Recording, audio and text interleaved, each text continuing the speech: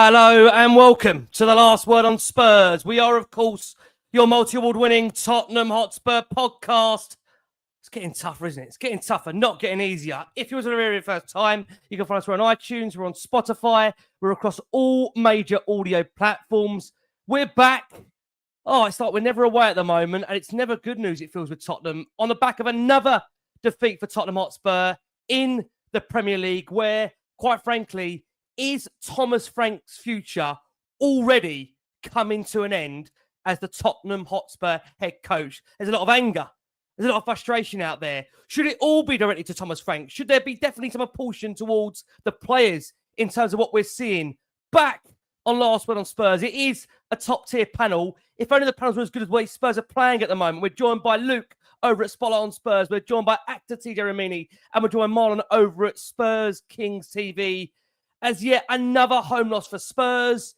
And I think we've got to say now that Thomas Frank's tenure at Tottenham is really slipping into that dreaded word, a crisis. It is, at the moment, a crisis. 3 defeats in a row, 4 losses in 6 league games, and only 3 wins in 13 matches in all competitions. It's not good enough. It's unacceptable. And it is, quite frankly, also an ugly watch right now. Before we get into Thomas Frank, the players, and where Spurs are at, let's bring you the match facts and the stats from this game. It finished Tottenham 1, Fulham 2. Tottenham 14 shots to Fulham 7. Fulham edging the shots on target 3-2. Errors leading to goals. Tottenham, they're topping that stat pretty much every week at the moment. 2 of them to Fulham 0. Tottenham, they managed 26 touches in Fulham's box to Fulham's 24. Fulham dominating the tackle count, 25-14. Fulham the busier of the two sides in terms of the clearances, 45-19. Tottenham did dominate one stat, the corner count, 8-2. They did also have the lion's share of possession, 63% to 37%. And in terms of XG, 1.07 to Fulham's 0.46. Worth bearing in mind at half-time, Tottenham's XG 0.07. And of course, that follows on from pretty much very poor XG standings for Tottenham at home in the Premier League and in general this season. Like I say, if it was for the very, very first time, if you want to get involved in the show, you can. If you hit that subscribe button, that will allow you to enter into the chat room. As many will see, as always on this show, it's a lively, it's a fiery debate. We always ask you to fight the argument rather than the person's opinion. But if you can for us, guys, look, if you can like, hype, subscribe to the show, share this out to a big, wide range Spurs audience, that would be greatly appreciated. And what, again, is going to be another tricky Last Word on Spurs to navigate. But these wonderful gentlemen, I'm sure we will find a way. Luke, let's come to you. You're one of the fresher faces here on Last Word on Spurs, so you've got a lot more to suffer than maybe most of us on here. Forgive me for saying that. Look, Luke, we're going to come on to Thomas Frank's press. He's been quite strong on there, which would have upset a lot of Spurs fans in terms of what he's had to say. But at the moment for Tottenham, as we mentioned, 3 wins in 13 as a whole, 3 wins in 21 home games, only 3 in 2025. Fulham's first win on the road since they beat Thomas Frank's Brentford back in May. It is now 105 days since Tottenham's last home win in the Premier League. And really, it was 6 minutes of madness that really cost us dearly. Despite 5 minutes after the goal, we really went out with a whimper. It's a 3rd defeat in 7 for Thomas Frank's Tottenham. Before we get into Thomas Frank's future, Luke, what did you make of that home performance with yet another disappointing outcome to it? And we'll get you to unmute. Yeah, I mean, it's exactly what you don't want in a game where you've got the crowd that are probably going to be on the backs and be a bit edgy because of the poor home form. You then make 2 massive mistakes, glaring errors within 5 or 10 minutes. You then allow a team under Silva who normally tend to be quite structured, quite know-how-y in terms of what they do and everything else. And they just kind of manage the game out. I'm sure that there'll be fans that will sit there and say that things like I don't think they had a shot after their second goal. They didn't have a shot till like the 85th minute, but they just managed the game out. And it's exactly what you didn't want against a team that had picked up 1 point away from home all season. So if we can do it incorrectly, then Spurs find a way of doing it. And that was exactly how we started. I don't think there was too many gripes with the lineup. I think most fans kind of were happy-ish with what was selected. I think I've seen some people mention Xavi should probably be starting, but obviously with Richie and Moani picking up goals and playing okay against PSG, I think that was kind of why he went with it. Personally, I don't think both of them should play. I think that you should always look to have an option off the bench, and I think the commentator even said it during the game that there was no one for Spurs to come off the bench centrally to kind of make an impact. It was all sort of wide players or players that are lightweight. If you're behind, you want to start clipping the balls into the box and having a big man. So for me, it should be Richie or Moani until Solanke's back, and then you can bring him off the bench. But it's just typifies Spurs. I think that for the first 20 minutes, I think the fans were the way they responded to us getting corners and things like that was absolutely brilliant. But there's just so many things that don't seem to be fitting well. I don't think there's many players that could walk off that pitch and actually they've done what they were supposed to do. I think it was a bit unfortunate for Bergvall to come off. I think he was really, really good. Possibly a bit tired because of midweek. Archie Gray as well. I think it was a bit unlucky for him. But it's a hard one. It's a real tough one. I thought that we would at least be able to spot signs of being solid defensively. I knew we wasn't going to be great going forward because of injuries and everything else, but everyone all over the pitch just don't look like they're fully convinced about where they're needing to go. I mean, even after the 2 goals, there was one stage where Van der Ven was our right back, Porro was right centre-back, Danzo was left centre-back, and Udogie was at left-back. So 3 positions had all changed over. It was almost back to last season where you just play where you want and go where you want sort of thing. So really, really strange performance. And yeah, I mean, in some ways, it hurt more at Arsenal, 100%. But in some ways, this performance possibly was even worse because at Arsenal, people can go and get beat by Arsenal. You shouldn't be getting beat by Fulham. But shouldn't be getting beat by Fulham at home in my eyes. No. Luke, I agree with a lot of those points there, and I think the worry is, we've played, it's probably the angriest I've seen you, you've not even spoken yet. We've played the worst 2 teams at our stadium and we've taken 1 point in terms of Wolves and now Fulham. I mean, look, the reality is, that 11 goals conceded in 5 days. We rallied a bit, don't get me wrong, Kudus got the goal, but nowhere near good enough. I think what would concern me a lot is players' body language. That's a big thing you're going to look at. We're going to come on to Frank shortly, but the players aren't happy. The fans aren't happy. Thomas Frank, I've said this before, my concern is that Frank, when he talks pre-game, when he talks post-game, that worries me as much as what I'm seeing also on the pitch right now. Look, there's an argument, I think there's some comment suggesting Spurs have aborted the last 3 to 4, 5 rebuilds. Maybe we've not got the stomach to go through this, but I think it's really important when you consider, and we are going to come on to the manager, you want to go through a build with someone, whether it's a rebuild, a reset, a build, or whatever you want to call it, it's got to be the right person you go through that with. I think the question many are asking right now, is Thomas Frank the right person to go through this with? We'll come on to that shortly, but Tej, overall thoughts on that game, if you can even try and sum up what we just had to go through again over 90 and a bit minutes. I'll try. You're quite right. I'm fuming actually today. Thank you to the viewers and the listeners for tuning in. It's not easy to witness what we've witnessed today, and then come and join us on here and look for a little solace, perhaps a little bit of community spirit, maybe some therapy, as a lot of you have already said. For me, we keep getting given opportunities to kickstart a season under a new manager with a new system, a post Daniel Levy Tottenham. We keep being given these opportunities and we squander them. We squander them so needlessly, and we squander them through such a pathetic, whimpering energy and attitude. We all know the stats, right, about Fulham. They haven't won a single game away from home until today. Wolves, who sit very bottom of the table, are the only team in the Premier League who have a worse home form than Tottenham Hotspur. Speaking of Wolves, again, we know when they came to Tottenham, they were moments away from beating us. They got a draw at Tottenham. So we keep giving these keep getting given these chances to stamp our authority on something or to inject a little bit of positivity, which will then perhaps lead to a little bit of momentum. As we all know, in sport, the upper echelons of sport, the margins are quite so fine. So if you can find a 2 or a 3%, just a shift in mentality, if Bergvall, who was good today, but he wasn't as good as we know he can be. If he finds that form, or Bentancur finds that form, or Porro finds that form, or Xavi suddenly comes good, or Richie gets you a couple of goals, like something happens, and again, you get granted those opportunities when, no disrespect to Fulham, when you get an opportunity to play a team like Fulham who hasn't performed. They've only had a single draw.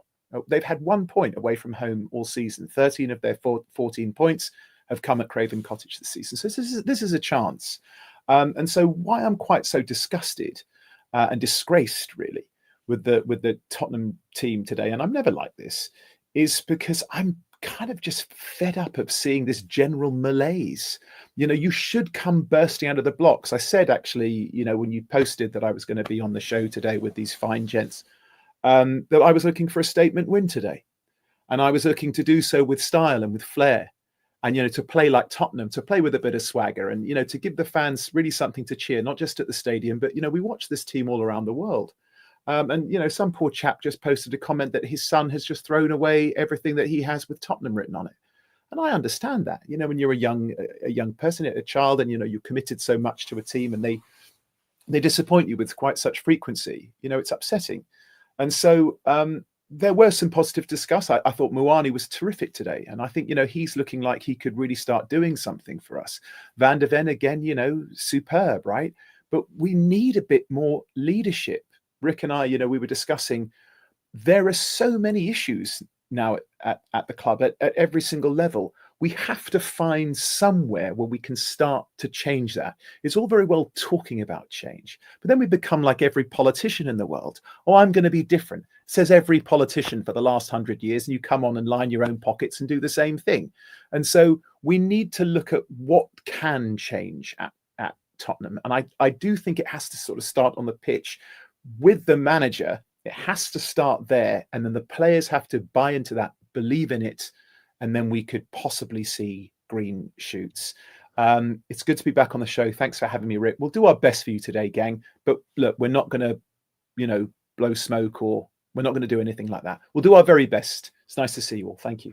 Yeah, we're coming on to in a second, a very serious conversation around Thomas Frank. Before we do, Marlon, let's bring you in. Look, I mean, the game was over, wasn't it? After conceding twice in the opening 6 minutes or so. From Spurs' last 22 home Premier League games, they've won 4, 5 draws, 13 defeats, 17 points from a possible 66. That's 0.77 points per game, an 18% win ratio. And I will repeat the point that I've made earlier. We have played the 2 worst away sides in the Premier League, and we've only got a point. I don't know if you're going to bring this up, Miles, but if you do, forgive me. It seemed after that triple sub, Bentancur, Xavi and Odegaard on for Gray, Richie and Polina, we lost all momentum we had in the lead up to our goal, and it killed us. So, Miles, give me your thoughts on the game before we get into a serious conversation about whether Thomas Frank is genuinely the right man to take this club forward, because right now there is serious question marks over that. Yeah, look, I think when I came on Wednesday, a lot of people, I saw a few comments coming in, what game was I watching? Because I relatively said, this is what was going to happen today. Because you saw the mistakes on Wednesday, and they've literally come and played the exact, 5 minutes? And they literally made the same mistakes. The midfield was just all over the place. The first half, they were just, I couldn't believe it. They were just leaving gaps. It was wide open. And like, why are we doing this again? I thought Frank was meant to come in, and when he sees these mistakes, he's meant to change it. But all I saw was that he got scared. He put Archie Gray and Bergvall in and Paulinho, and it just didn't work. You could see it clearly didn't work in our midfield. Our defence was just getting taken to pieces within the first 5 minutes to Fulham, and Fulham's XG was just as bad. So you kind of knew where this game was going. And for me right now, I'm looking at going, look, I don't enjoy Frank football, but I was willing to give him a chance. All right. I never saw something last year at Brentford or the last few seasons at Brentford where I went, yes, that's the manager I want. I never saw that. But Brentford were a survival team. On Wednesday, we saw what happens when he plays the Brentford way.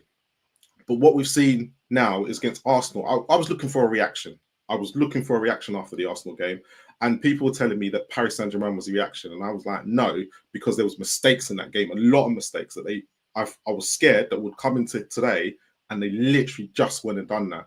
So I am absolutely fuming with not just Frank, I'm fuming with the players now, because yeah, you might not want to play for him or nothing, but you should still know how to defend. You should still not be able to make mistakes. We've made a lot of them this season now. Individual errors these goals are coming down to.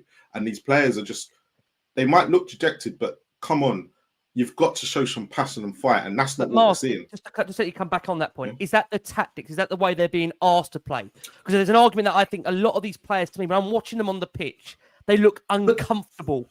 Either in possession, out of possession. They look clueless. They look really clueless. In possession, I can sit there and that's down to tactics. But when you're looking at Vicario, when he's coming out and he's laying that ball to I can't remember who he intercepted it. What is he doing, right? Because Harry Wilson's about to shut him down. He has no place to be playing it down the line. Kick it out as far as you can. Get back in your goal. But then when he kicks it, it's the fact that Danso and Van der Ven, okay, look at it and just think, okay, not what one defender thinks, oh my God, before the ball even gets to Harry Wilson, why not one of them thinking, Vicario's not in his goal, go get back on that line. A top defender will do that straight away. They'll see the danger and try and start getting on that line. But none of them even for this. This is clearly down to them as players not being that intelligent as well, right? So we can sit there and blame Frank as much as we want, but these players need to be now looked at, because I've seen Porro for the last few games can't put a cross in. Okay, no one's on it until the second half of today. He finally put a decent cross in. Richarlison, even though he scores, what else does he do all game? He doesn't hold it up. It's always given back. I agree with TJ. Mwani looked like he's coming into known how to play in the Premier League, and he actually does look quite decent. But that's the only one. I look at the rest. Bergvall in the first half kept giving the ball away. Archie Gray not looking. My problem with him defensively is just watching people bypass him as he runs through the game. These is basic. Udogie, worst game I've seen him have in a while as well. Absolutely awful at left back. There's so many of them that need to step up, and they're not stepping up now. And I think yes, we're going to sit there and blame Frank for half of it, but these players now need to look at themselves. And I know that we're going to be sitting there saying, yes, I said on Wednesday, they're a cup-winning side. But when it comes to league form at the moment, what is going on? 3 games we've won at home in 2025. Manchester United, Burnley, and Southampton. Burnley and Southampton look like they will get relegated. And we've also, like you said, we drew with Wolves, and Fulham ain't got a point all season apart from at Brighton, and they've gone and beat us. And they literally haven't had to sweat to do it. Come on. This is getting beyond the joke. And look, I get do you know what? This is a part of the legacy of what Daniel Levy has left us. We were told when Daniel Levy left us, he set us up to be successful. No, he hasn't. He's literally set us for a downfall at the moment, and there's a lot to fix. And it's going to take a very, very long time now. And like you said, do we have the minerals as Spurs fans to go through this? Because it's not going to be overnight. And this is the problem. And I can't see it. I can't see, I can't see where it's going from here. But the club at the moment need to show us something over the next in the January transfer window, over the next few months, of what they're thinking. Because a lot of people sit there and say, we haven't got Solanke, we haven't got Maddison, and we haven't got Kulu. But even if we had them today, the way we're playing, I'm sorry, the fact that we can't create nothing, I'm not even a fan of XG, but you can clearly see we're not creating nothing. Having them in there ain't going to create anything different because of the tactics. So that's another problem that you're going to come across. This is just, if everything could go wrong in one place, it's literally is now.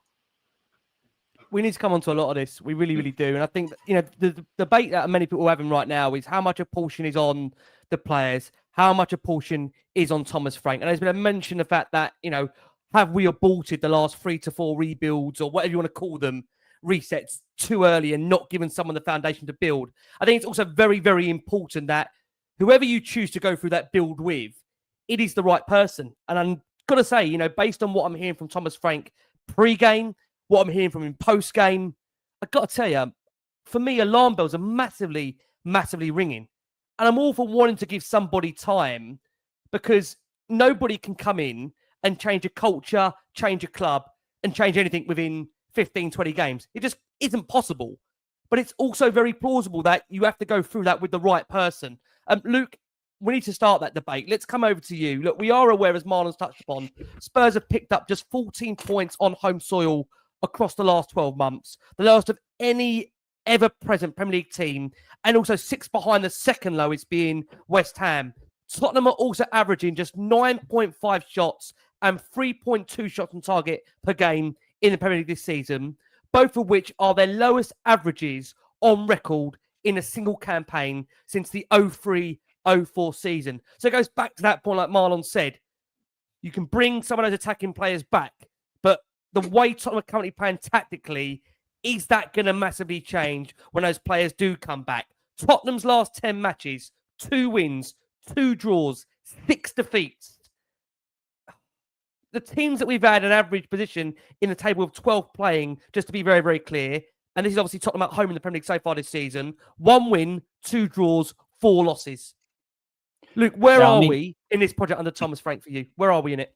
It doesn't matter how many attacking players you have on the pitch. Everything for me is down to intent. When we played Arsenal the other day, they only had 3 attacking players on the pitch. They had Marino up front, but he's a midfielder. They had Saka, they had Eze, they had Trossard. But did you think they only had 3 attacking players on the pitch? No, they had 11, because as soon as they got the ball, they had intent. They were going forward. They wanted to score. So it doesn't matter to me whether Kulu's available and Maddison's available and Solanke's available and all of these players are available.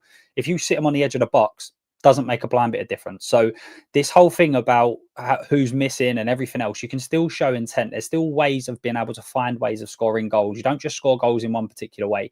We've tried and tried and tried all season. Everything that we do is down to crossing the ball. That's all we have from an attacking standpoint. We looked at stats a couple of weeks ago about through balls and everything else. So there's not one way of scoring goals. You don't not every team has to have 5 strikers on the pitch to score goals. That's not what it's about. It's about the intent that you have. Can I just say, Luke, let you carry on? You know, on the crosses, Spurs, they had 19 crosses in the first half of Fulham. 0 of them found a Spurs player. Please carry on, Luke. Yeah, and this is it. I mean, when Frank was brought in, the whole idea was, what I was told was the fact that he would, if things don't work, he'll swap it, he'll move it, he'll change it, and he'll come up with solutions. But we don't seem to have any of that. It just seems to be the same thing over and over again. And Marlon mentioned it earlier about Porro's crossing. There was so many balls that he actually whipped in that were pretty decent, but there's just no one there. So therefore, what's the point in crossing it in? It's obviously an instruction. Part of it comes down to his quality. I think also part of it comes down to it. I always feel that with Porro, we see drastic dips in form when he's overplayed. He plays so many games consistently every single week, and then we see big drops in form, and he takes a couple of weeks off, and then he seems to come back and play a little bit better. So I think that's part of it as well.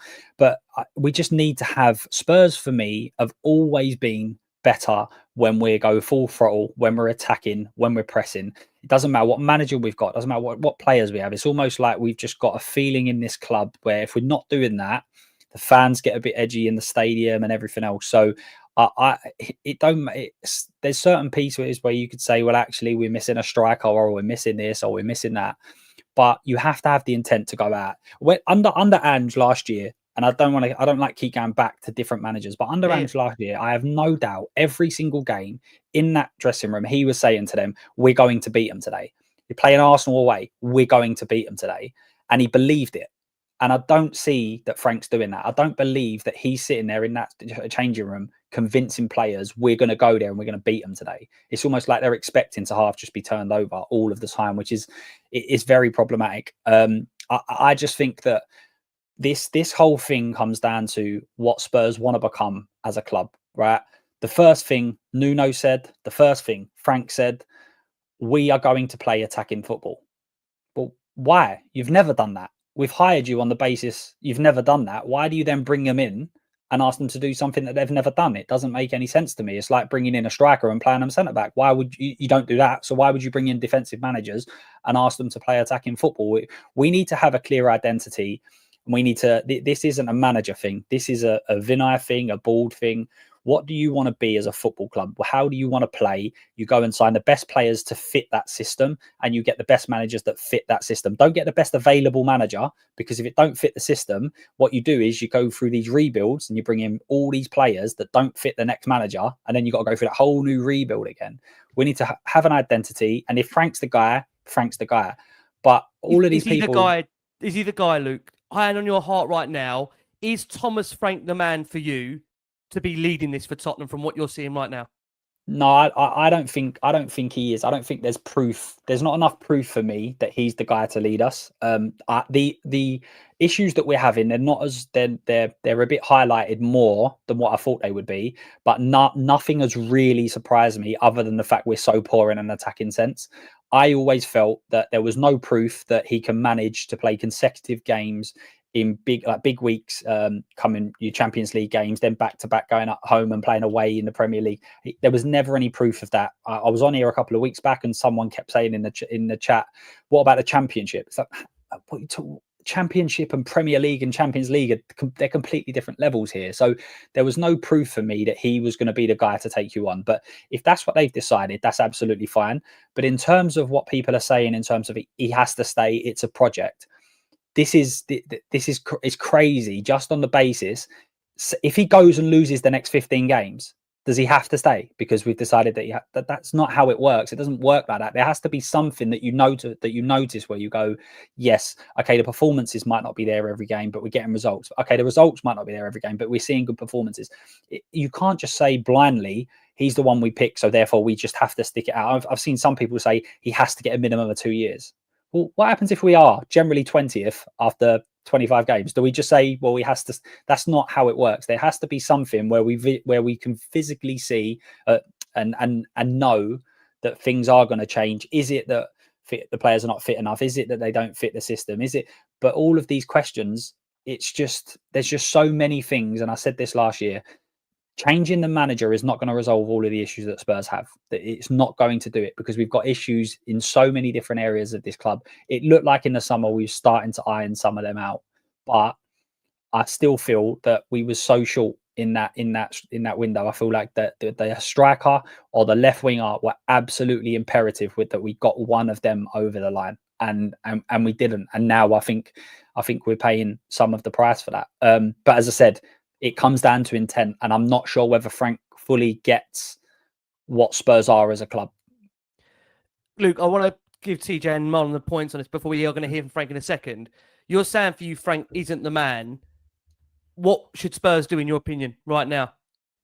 I don't think they can. I don't think they can change him just now, because it's not just about. It's very easy. Get rid of him. All right, who are you bringing in? Because I don't feel like there's options out there at this moment in time that are going to, this is the squad that he's been given. He's been working with him for a few weeks. I think that he needs to stay at this moment in time, but things need to change drastically. And it also depends on what has he been given as a reminder, what do we want to do this year? I mean, what all the fans were told is we need to compete in every competition.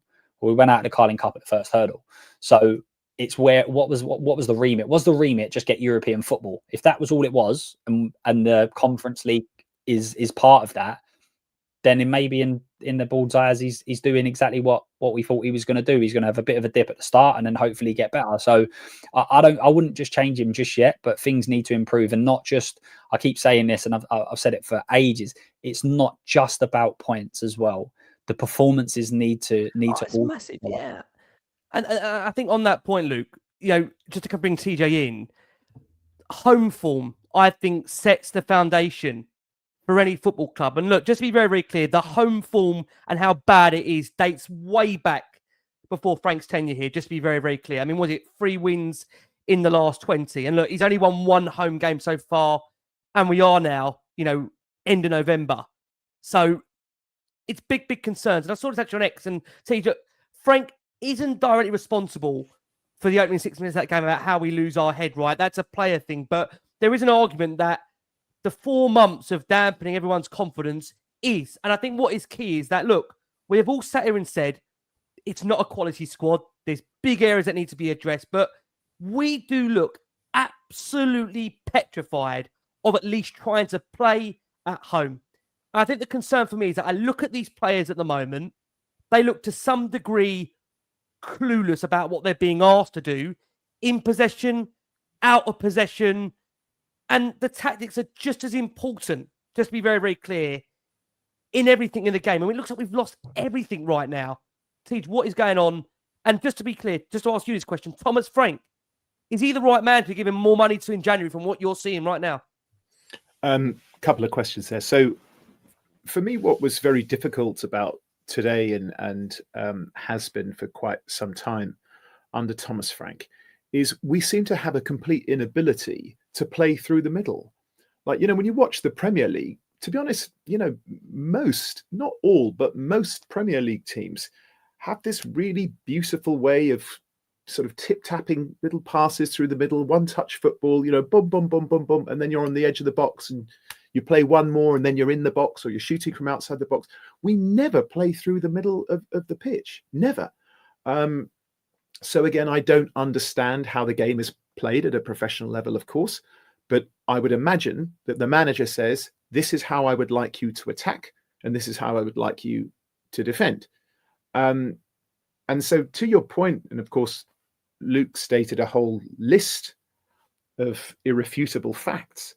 The fact that we have all these crosses into the box and we connect with none of them, let alone score with none of them. Why aren't we playing through the middle? Like, where are those players? What I'm seeing, Rick, and why I'm quite so despondent today, and I do apologize for that. I will try to, lift spirits as and where I can. But again, I have a duty to be honest to you all. I'm just not seeing players that have improved under this current system. For me, they all look a little worse. Marlon mentioned Udogie. Like, we were talking about him. He was one of the ones that the pundits would say, oh, isn't he? I mean, quite recently, they were saying, I think he might be the best left back in the Premier League. The best left back in the Premier League? Oh, my goodness. And now he doesn't look like he's even a Premier League standard player. So the drop-off with... Sorry.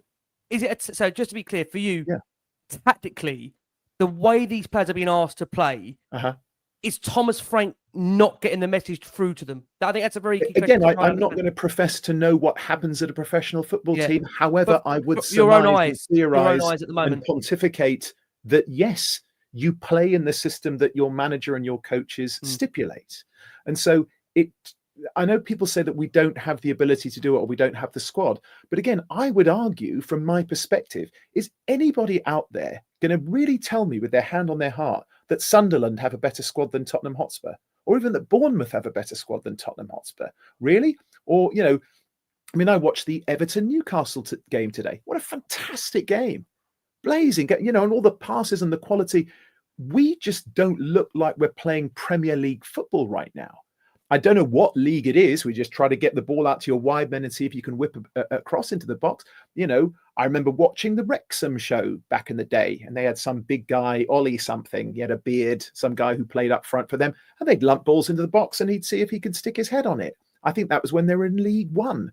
So I don't see what it is that we're trying to do. As far as kind of playing Tottenham brand football, we're miles away from that.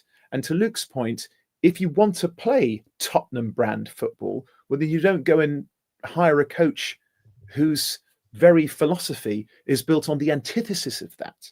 So what I would like to see done, and I hope that any Premier League manager can do this, is improve the players that you have. Yes, I'm going to agree we don't have all the players that we need. And of course, we have vital players who are out on injury, and that's a whole nother topic of conversation. But why is Bergvall now no good? Sarr, who I was raving about, I love Sarr. He's no good. Porro was no good. Udogie, no good. Richarlison. Johnson can't get a game. What's happening here? Why are we quite so bad? The drop-off has been just mind-boggling. So not happy viewing right now, gang.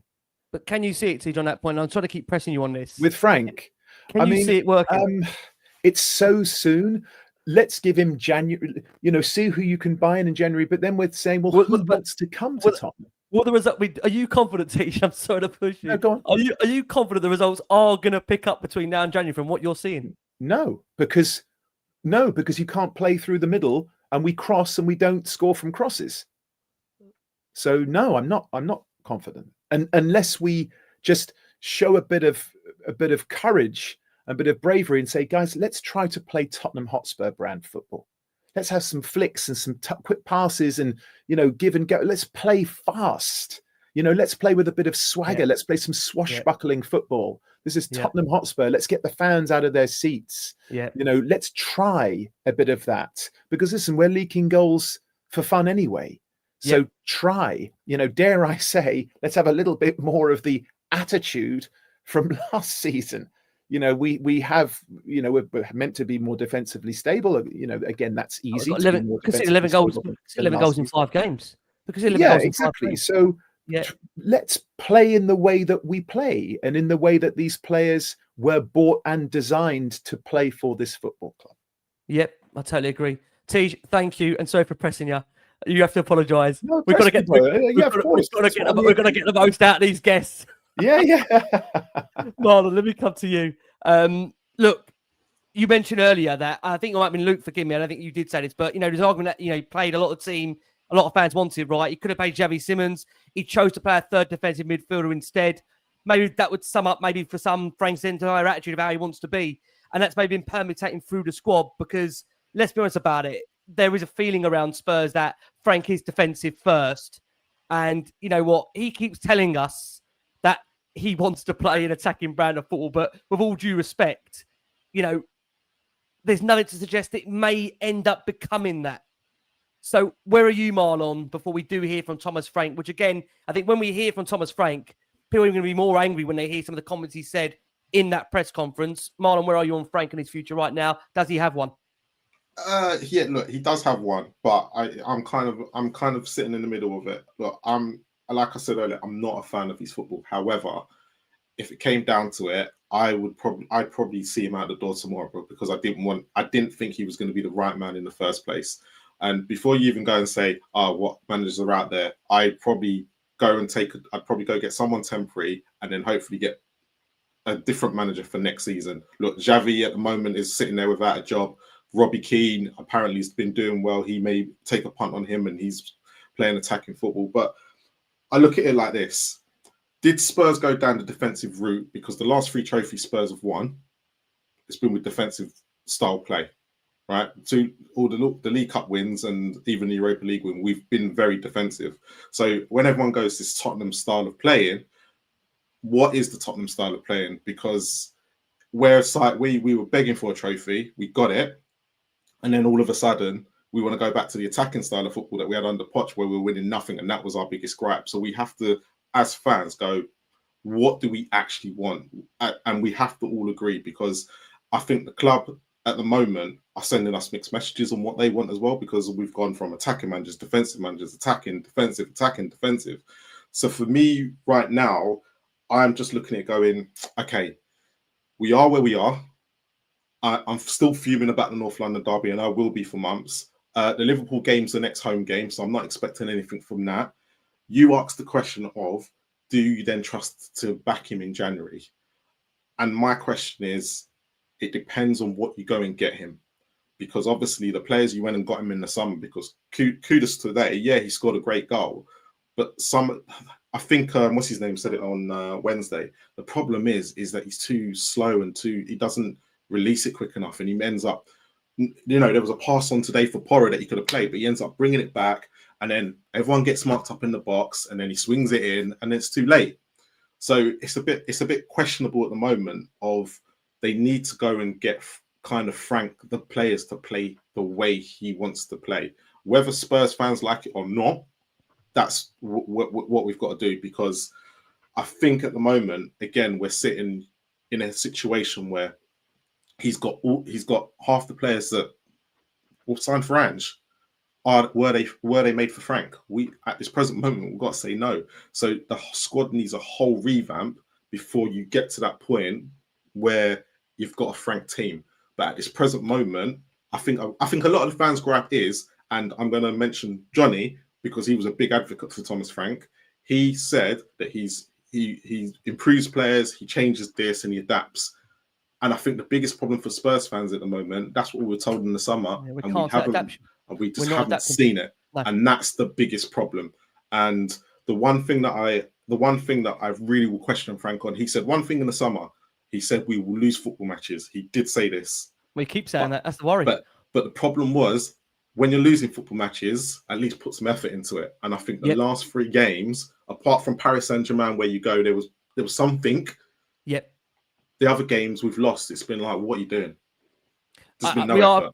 We are, just on Marlon's point there, we are trying to bring Frank's press conference in. It is literally downloading in the background of the show. It'll be with us in a couple of minutes. Luke, I want to come to you.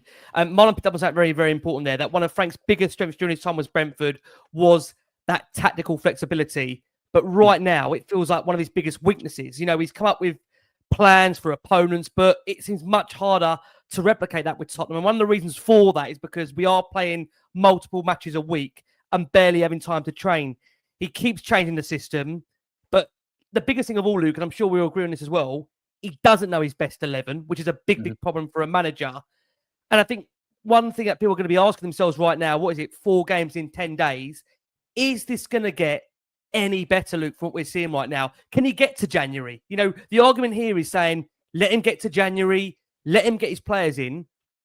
Well, what does January even look like? And does a player at the moment, when they look at the way Spurs are playing from an attacking perspective, do they want to come and play for Tottenham when they see the way we're playing right now, the way they may be subjected to as an attacking player? Yeah, I completely agree. If I was an attacking player right now, there's no way I'd be looking at Spurs thinking I want to go there. Definitely not. And I've always said this, in the Premier League, when you're on a bit of a difficult run, every game is very, very difficult. And I've just looked at the next games coming up. You've got Newcastle. We play Brentford at home and we can't win at home. We then play Slavia Prague. We've got Forest, Liverpool, Palace, Brentford, Sunderland. And it's like, hang on a minute, I could see a world where we don't win any of those games. So it is problematic, especially when you're in bad form, and he needs to turn it around. And I agree with Marlon. When I first joined YouTube, I was back in Ange towards the end of last year saying, I think he'll get us over the line. That was me kind of entering YouTube, and I got absolute pelters for doing so. And then when I was saying Frank is not the guy for Spurs fans specifically, because I don't think Spurs fans are going to back a manager that's changing tactics when we're playing Wolves at home, when he's changing tactics when we're playing Fulham at home to mix things up, to kind of go against their weaknesses. But no, we're Tottenham Hotspur. We don't need to do that. We do that against the bigger teams 100%. And that's what Marlon was saying earlier. I don't have a problem with defensive football. I don't have a problem with that whatsoever. You have to do that. Every club has to do that in certain games. What I don't need is, we don't need to be a defensive team when we are at home against a team that's going to finish 15th next year or this year. Like, that's where the problems come in for me. You should be an attacking side as a base. And then there will be context to last 15 minutes of a game. I don't want you going gung-ho if we can just sit back and we're leading 2-0 or whatever. So you have to take that into consideration. And I said, I think Frank's going to be almost too flexible for Spurs. And it's going to be harder for him to do that because, as you just said, he's not got that 1 week. He's used to playing for the last 3-4 years. He's used to playing on a Saturday, and then he's got a week to train. He's got a week to put all of this in, and he's not going to be able to do that. And when you're losing players due to injuries, which he hasn't had to deal with because he hasn't played as many games, all of this stuff is a factor. And I kept saying there is no proof in Frank that he can go to the next level. You always have to take a bit of a gamble because you never know. But there was no proof that he could do it. There was no backing. There was no. If you look at other managers that we were linked with, Glasner's, for instance, he'd won European competitions with other teams, so that you know that he had the pedigree to do that. With Frank, there was never that. I think Frank's a really intelligent person. I thought that he would pick things up very, very quickly. I just don't think he's fully understood the change in mentality from Brentford to Tottenham and what the expectations are. You can play these sorts of games, and if he, like, I was sitting there thinking, if we win this, what are fans going to think? What are fans going to be happy with us winning this game? And it would have been almost a snatch and grab, really, because we were so bad for most of the game. And I just don't think he fully understands it. I just don't think he gets it. Spurs are a strange club. Let's just be clear on that. We are a strange club. Our fans can be very particular in the way that we are. But I've always said, if we'd have played that today and we'd have gone gung-ho and we'd have tried to go for the win and we'd have got nicked on a break, Spurs fans would have half accepted it. They won't accept it week in, week out, but they would have half accepted it. They're not going to accept where you just, as I say, for me, Fulham allowed us to play. because they didn't need to do anything else. They could just sit back and try and hit on the counter and everything else. We looked like we was never gonna. I know we did get one in the end, but we was like we were never gonna score, and I'm sure Fulham thought that. So it's I just think that there's so much that needs to change. I think he needs to settle on a team. I think he needs to stop switching, and so I don't think that helps. A lot of players need rhythm. You have to move certain bits around. I definitely agree, but as a whole, I think the team should be playing week in, week out as much as physically possible to try and get up to speed. Like Moani, for instance, I completely agree with the guys. I think Moani's come in and you can already instantly see when the ball goes to him, it's that bit closer. He touches that bit better. He's got that bit more bite to it. Everything about him is just a level above. So I definitely feel like we need to do that, but we need to turn it around really, really quickly. As I said, you look at them fixtures that are coming up and we really could be in trouble if it carries on for too long. But the intent, I keep going back to it, the intent needs to change. It needs to just go and try and dominate games, because look at it today. There was a couple of times when Marlon mentioned it about the poor crossing. There was a few that really went in that were really bad crosses. Anderson nearly scored an own goal. Bassi kicked the ball up in the air. And it's just putting a bit of pressure. And when the ball's in their box, there's a bit of pressure there. Whereas if you're so busy sitting in your own box, they haven't got any pressure. Therefore, they're less likely to make mistakes. Yeah, agree. We're going to hear from Thomas Frank in literally this next minute. One thing I do want to bring to the attention of the fans out there is that Pedro Porro was seen shouting at Lucas Bergvall as he applauded the fans after the full-time whistle. Porro did not applaud the fans and instead went down the tunnel, removing his shirt as he did so. So there's big problems right now. You know, again, we talk about the issues around Thomas Frank. There's issues around the squad, the mentality, the culture, and just where Spurs are at. But that's worrying news coming out. You know, Pedro Porro's been with the club for many, many years, and shouting at a youngster in Lucas Bergvall, applauding the fans. I mean, what are we turning into? You know, it's really, really worrying times. And then not just that, on top of it, you feel Xavi Simons, another issue to address where, again, £60 million summer signing, as we mentioned earlier, not starting. Goals from set pieces have dried up, along with, obviously, of course, in defence too. And yeah, I mean, it feels like at the moment there's a lot that Thomas Frank needs to take a grasp on this situation, because right now, I mean, I think you can totally understand the divide in terms of the fan base where we are right now, if they feel Thomas Frank is the right man to lead us forward, because there is rightly massive questions to ask. So we are going to try and right now bring in that press conference from Thomas Frank, who has been speaking to the media. Let's try and hear right now from Thomas Frank, who gives his reaction to that 2-1 defeat to Fulham. Conceding 2 goals in 6 minutes, it's difficult to come back from that, isn't it? First half was a disaster. Second half is much better. How did you see the game? I think you described it well. Definitely conceding 2 goals in 6 minutes gives ourselves a mountain to climb. And I think it's a little bit the classic thing when you are in a bad spell or a tough spell. Things go a little bit against you. First one is a deflected shot, and second one is a mistake from Vic. It happens.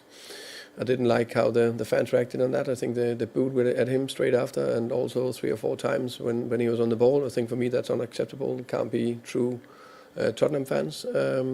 Booing after, fair, no problem. But when we need it together.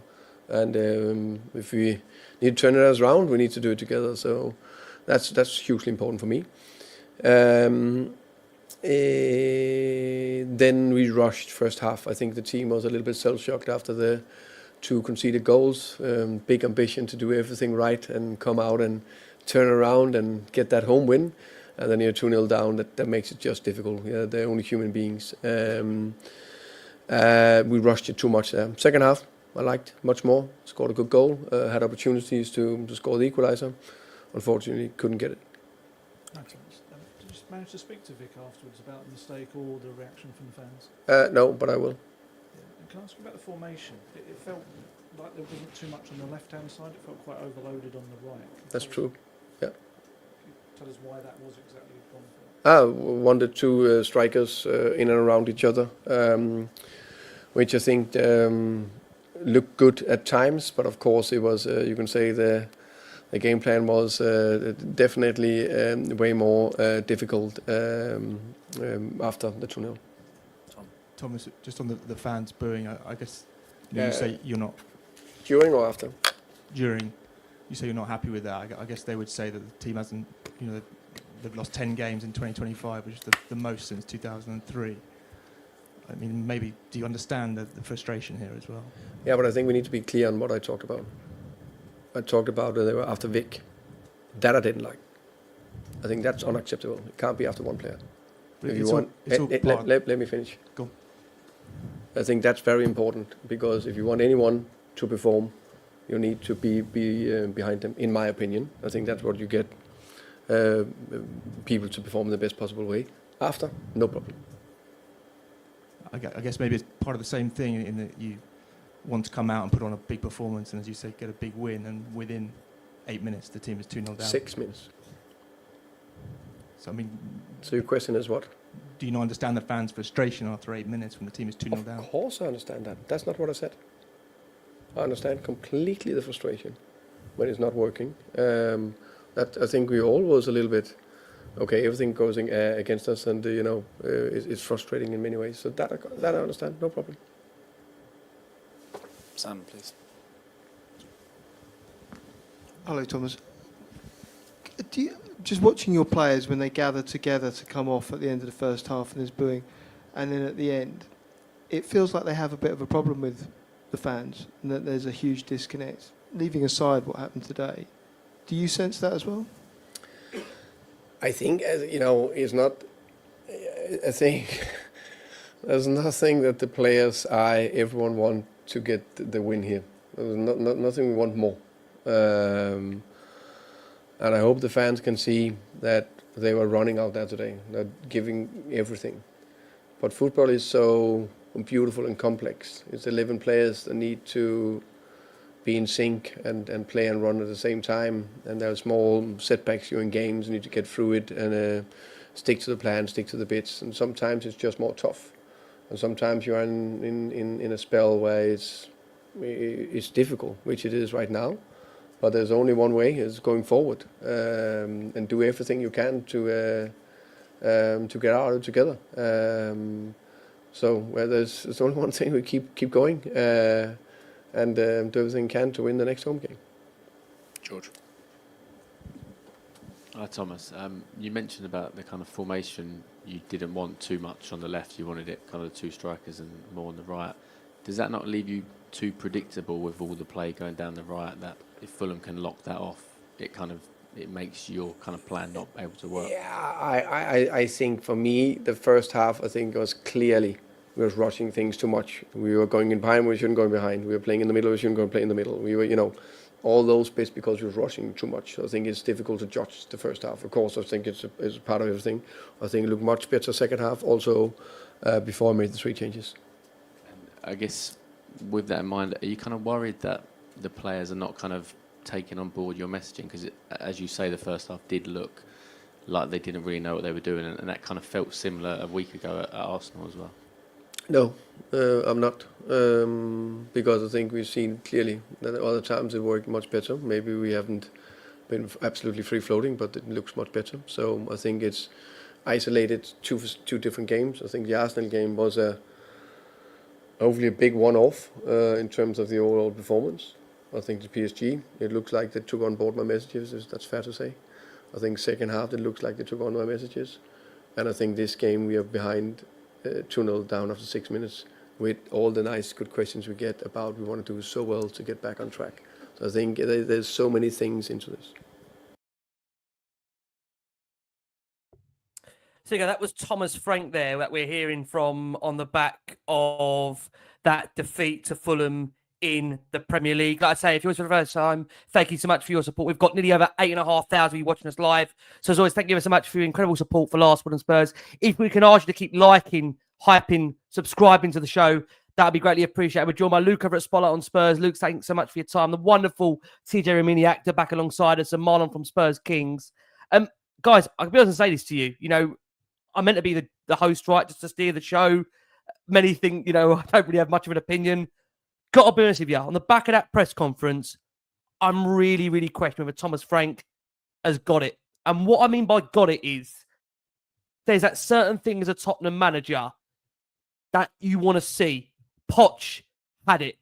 Maybe people might laugh in certain periods. I thought Conte, Mourinho, they got it in terms of certain things. Right now, I'm watching Thomas Frank in a press conference. I'm not sure this man's got it. I'm not sure this man has got it. And I've got to be honest, a lot of the comments are summarising as well. I think he's drowning in those press conferences. You can see there's a man that's under pressure. Body language tells you he's getting quite prickly as well. I mean, we need to address some of the comments that he's made in that press conference. Let's start. I mean, T, just come over to you with Vicario. We're going to hear from Vicario very shortly as well. And my apologies, if you're here for a post-game analysis, I'm not sure you're going to get one, because right now a lot of talk has to be around the manager and what we're seeing in terms of the press conferences, the nature of them. He suggested them, Tej, we'll get his firm words of what he said, but he simply said, you're not a Spurs fan if you're booing Vicario. Didn't like it. Didn't think it was acceptable. What was your take on the way he handled that situation? Should he be saying that within minutes of the game coming towards an end? And like we've said, these Spurs fans have only seen 3 wins in 2025. And the last 10 games under Frank, 2 wins, 2 draws, 6 defeats. Is there just some things that you just don't have to say as a manager and maybe keep that for another day? Did he need to say that? He should have the diplomacy to be able to sidestep questions like that. And again, this is all part of the remit that is given to any manager that comes to Tottenham Hotspur. We are a global brand. We're a huge club. There's, I posted a video the other day, right, on Twitter, X or whatever it's called now, watching Jeopardy here in the States. And what comes up on Jeopardy? A question about Tottenham. And by the way, the woman in the middle got it right straight away. Boom. What is Tottenham? And I posted it, haha, we are massive. We are a massive football club.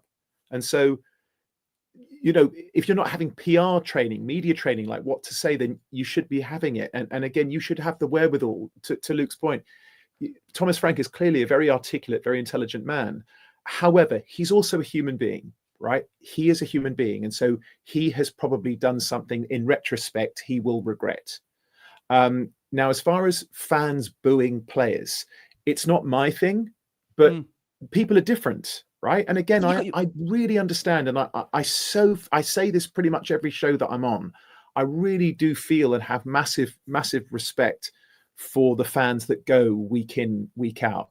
Whenever I'm home, I always go. I'll typically go with my brother or one of my best friends, or and it's always a great pleasure for me. So those who go week in with that week out, and I'm very aware of how expensive that is. People who take their children, and just how crushingly disappointing that is. And so I completely understand that in a moment people are going to react and go boo at something that they don't appreciate. So I'm not going to condemn it or condone it. And I promise you, this isn't me being political or diplomatic. This is just how I feel. I completely understand people who do. It just isn't for me. So ironically, why not give something like that as an answer? To your point, Rick, like he just doesn't get it. I know what you're saying. Luke said it. Marlon said it. I don't think he grasps or perhaps truly comprehends, or perhaps he hasn't digested the concept, the magnitude of this job. And so everything that you say, you're going to be scrutinized by millions of people around the world. Millions. And every single journalist, you could say, well, no disrespect to Brentford, you could say what you want. You could probably do like a big ripper in the middle of a press conference to get a quick laugh and it goes sort of viral. It's not going to make the head. You're right. It's not going to make the headlines. It's not going to make the headlines.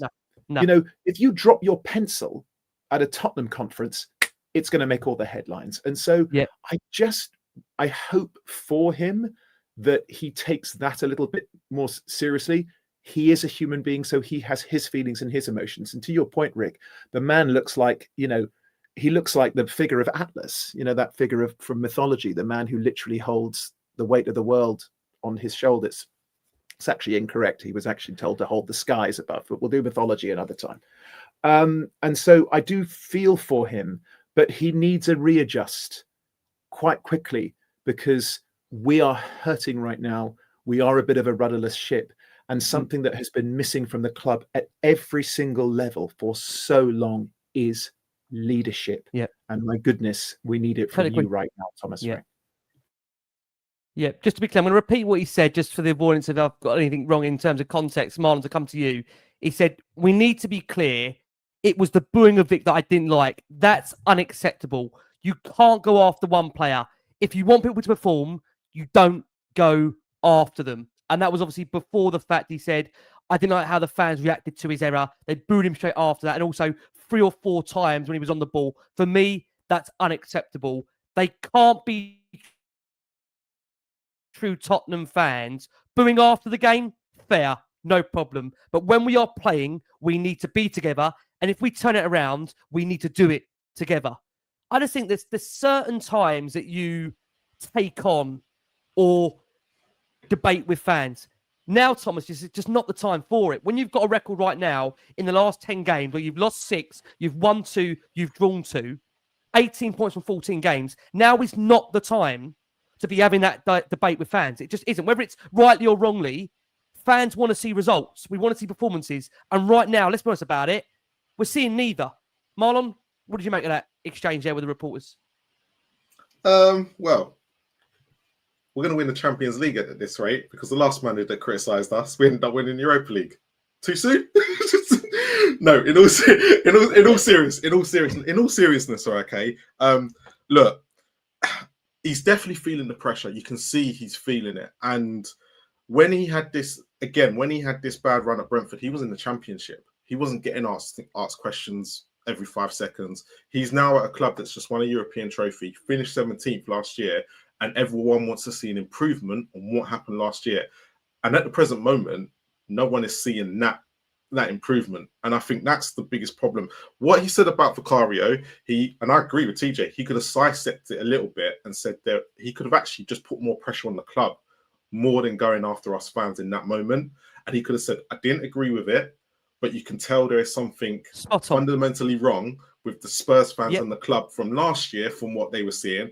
And it's obviously carried on into this season, which I have to try and now fix. But for me, for him to go straight and do that, I think it was emotional. And I think that's one thing we saw in that press conference then, that he was quite emotional with it. And he was like, no, I'm not having the timing of it, Mars. But the timing is he's gone straight into that press conference. And like TJ said, the media training and everything, he didn't have time. He's literally gone straight in there and he's literally just gone, remember, because he's pointed that out twice. I'm not talking about half-time and full-time. He's talking about the booing of Vicario the 3 or 4 times after it. And what he's saying is that we should, after a player's made a mistake like that, we should be getting behind Vicario instead of booing him. Unfortunately, there's more to that Frank doesn't really understand. To the reason why Vicario's ended up getting, it's not the first mistake we've seen from Vicario. And I know what you're going to say. These home fans, especially the season ticket holders, pay a lot of money to watch Vicario doing this week in, week out, but majority of the time, it's the biggest gripe we've had with him. And then he's gone and done that, and it's cost us the game. That goal has literally cost us the game from his stupidity and not thinking straight. So, but to come after the Spurs fans like that straight away, I just think he just needed to reflect on it a little bit and sidestep the question, and probably come out with something later on when let me add as well, Mars, because you're absolutely right. Let me add, this isn't a one-off. This is accumulative. This is the culmination of abject home performance after abject home performance. Sorry to jump in, brother, but this is exactly what we're talking about. And so when people react, again, I'm not going to put my hand on my heart and say, yeah, I agree when people boo, but I understand why they do it. It's not in me to do that. But I completely understand when people do that. There's so much emotion tied into this. And it's time and time and time and time again. There's only so many times that we can ask fans to be patient or be compassionate or be understanding or the straw that broke the camel's back, right? And that was today. Sorry to jump in, brother. No, and the thing is, the thing that he's also got to remember. It's so easy to say, I can completely understand why they were so upset with today. For me, it's up to me to protect my players and to put my arm around them. But, I completely understand why people are going to react. And you got to also remember the last no league media game, training required. Yeah, the last league game was the North London derby where they put in an absolute shit show, and then they go and do that in the next home game. Because I'm taking that Paris Saint-Germain game out of it because At the present moment, as everyone keeps complaining about, it wasn't about the Europa League last year. It was about us finishing 17th and how we gave that up. So, okay, let's look at the last Premier League game. And then within 5 minutes, okay, no, he said 6 minutes. Within 6 minutes, game done. That was it for us. Game done. We haven't come back from 2-0 down.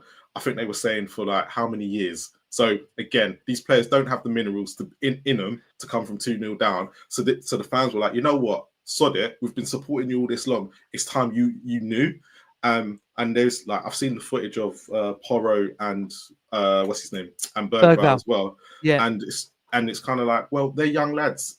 Leave them to it. Porro, you need to step up. You're the senior player here. What are you doing? Come on. I just don't get that. This is what I mean. It's more than one issue. The thing with me with Frankie's, and look, there's a debate going on right now as to whether it's right to boo or wrong to boo. I'm of the opinion that when you pay your money, you've got your right to whatever you want to do within reason, right? I think that's just where I stand on that. And maybe some feel that's wrong. Okay, not a problem at all. Get it. Everyone's open to their interpretation or however they feel on that subject. But Luke, I'm watching, like I said before, we actually watched that presser, and I said it in the show. I'm watching pre-match, post-match, mid-game. I've got to be honest with you right now, I'm not sure this bloke's got the chops for this. I'm really unsure. And it's not to say that he should have all the answers after 15, 20 games. I'm not saying he should have all the answers. But right now, all I feel every week is I'm having more questions than answers right now. And look, he wasn't meant to have all the answers after this point. But the point I'm trying to make is that his reading with the fans and the pulse on it is just way off at the moment. Like the boys have said there, I think he could have sidestepped that question. The form that we're putting in at home is nowhere near good enough. So right now, there shouldn't be anything about going against the fans right now. Save that for when we're playing in a better position in terms of our performances displays right now. It's not the time for that. Luke, what was your reading of that press conference for you? Yeah, I completely agree. And I think especially on social media, on X, on YouTube, it's almost like if you don't agree with if you say you agree with the with one thing or you don't agree, it has to be completely one side or the other. Like I wouldn't boo, but I understand why people do boo. That's it. Like I'm not saying I'm completely against it. I'm not saying anyone's completely wrong for doing it. I just wouldn't do it as a personal choice. I wouldn't do it, but I understand why others do, and that's exactly sort of what he should have said. He should have said, I'm not going to get into that exact situation. It's fans' entitlement to do that. And if he said something like, if we go and win games, the fans won't be booing. That, like, you just completely sidestep it. You just completely make it a non-event, because now it is an event. And this goes back to, again, I think another thing that we have in this fan base at this moment in time is that there are so many people that were so against the last manager and so fully back this one that anything that happens is just papered over the cracks of it. Because if this would have happened last year, there would have been uproar in a lot of the fan base saying you can't speak about fans like this because it actually happened. So it's really, really weird. But when we was just talking, I think TJ mentioned it about being at Brentford and the pressures. If he would have lost as Brentford boss 2-1 to Fulham today, there would have barely been any questions in the press conference. There wouldn't have been many reporters. With all due respect, there isn't many reporters for Brentford from what I've heard in terms of being at Frank's press conferences previously. But no one would have questioned it. No one would have said, "Why did you do that?" No one would have said, "It don't look like the tactics are working." It would have been a non-event. So it's easy when there's no pressure to be very diplomatic and be very jokey and be like, that's the first time. And granted, I'm not saying I've watched every single Frank press conference in his whole career. That's the first time I've ever heard him spike back at a journalist. No, I'm talking, whoa, hang on. Whoa, we've always thought the mild mannered, but that is what the pressure is. And this is what I'm saying. When you get to the very, very top level, when you need to make that big decision, when you've got the big games coming up and you need to I don't know whether he's fully adept at being able to make those decisions. And there's no proof that he is. But then that doesn't mean that anyone that's backing him is completely wrong. They just see it from that point of view, that he could prove it because he's intelligent and he'll learn and everything else. So, but I think that Porro incident is almost just as big an issue, because we see it far too often last year, mainly with Vicario at Bergvall, when he absolutely slaughtered him maybe a year or the year before. And as Marlon said, these are all part of our leadership team. Porro's won the captain's armband. we should not be sitting there digging out 19-year-olds, regardless of what they do or say, in such an open environment with social media. That if that's a conversation that needs to be had, you have that in the changing room away from cameras. But Bergvall was one of the only players, and I take what Marlon was saying in terms of him giving the ball away, but I felt this was last year as well. I felt he's one of the only players that looked around going, right, all you 30-year-olds, all you 29-year-olds, all you players that have played in Champions Leagues year on year, do you just want the ball? Because none of you look at it. All right, I'll have to do it then. And that's what I felt he had to do. I feel like he has to take the mantle on and try and influence games. And he's 19. He shouldn't be asked to do that. He shouldn't be asked to kind of manage this sort of situations. So I think it's interesting what you said, Luke, about in the days of social media, the fact that they need to understand that everything that happens on a football pitch is going to be instantly, within a couple of seconds, all over social media. And so again, they have to understand. And to be honest, it's part of your job, you know, as a professional athlete, you know, playing in 2025, you need to understand that nothing ever happens publicly, ever, not even in the tunnel. Because, you know, again, things happen in the tunnel and you can see, like even years ago, you know, when Vieira and Keane, you know, had a little scuffle in the tunnel and it, you know, went all over. We didn't have social media back then. But again, it's very important for those senior players to understand this is part of your job. Part of why you're paid hundreds of thousands of pounds a month is to uphold the values of the club and don't give anybody anything that they can ever use against you publicly. But you should also want to nurture these young players, right? Like you should want to be a leader in that dressing room, and that is not the type of characters that you want to see. You don't want to see that sort of reaction. Even Vicario, when he made the mistake, like he's very good, Vicario, after a game in putting his hands up and saying X, Y, and Z. But as soon as he made the mistake, he's starting there screaming and shouting at other players. And it's like, just hold your hands up and say, I've made a mistake. And one thing I was going to say, Marlon, as well, just in regards to Frank's, being emotional in his press conference, I don't think he's just said it in one conference. I think he's gone to multiple different news outlets. So he's had time to actually cool down. Like he said the comment, and then you can kind of go, hang on a minute, I've misread that. Maybe I should tone that down. But he said it in different. But you mentioned something earlier. He's never been in a situation where every press conference there's more and more on him. So he's gone to Sky Sports, then he's gone to the media one, then he's done this. But then had to do Spurs as well, and he's got Millsy probably asking him questions that you know what Millsy's like. And this is the problem. So it's just infuriating him even more because the more he has to talk about it, the more he's going to be more emotional about it. And be like, no, I need to get this out in as many outlets as possible as quickly. Say it was a 3 o'clock kickoff. I reckon he gets time to cool down. But actually, at 10 o'clock, everyone wants to go home. He literally wants to be there and he wants to get it out. And for me, right now with Frank, you guys said earlier about the questions that won't be asked about the media. But if you go back to the beginning of last year when Frank was doing actually quite terrible at Brentford, their fans were starting to question whether Frank's time was up at Brentford. So he has been. Let me ask you boys a question then, while Ricky reboots his internet or whatever it is that he's doing, or perhaps he's just taking some me time because it's been quite such an upsetting display.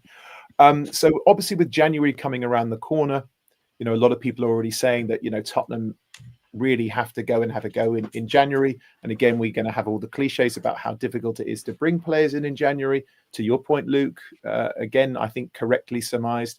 If you're an attacking player, do you have any interest in coming to Tottenham Hotspur? But let me ask you this, man. And again, viewers and listeners, by all means, send us your comments and your thoughts on this as well. Does Tottenham Hotspur go in for a goalkeeper in January? Luke? I think that we've probably got other. We've got loads of problems at the playing squad, whether player profile, whatever it may be. What I think that we need to do is target where is most a problem. Now, if we stop being as defensive as we are, I think if we're a little bit more assured at the back, I think Vicario makes better judgment calls. Mm-hmm. I think part of the fact is that we're probably asking him to kick the ball longer, or asking him to do this, and then. There was a lot of conversations last year about him not being good enough with his feet. So these are all questions that are constantly happening.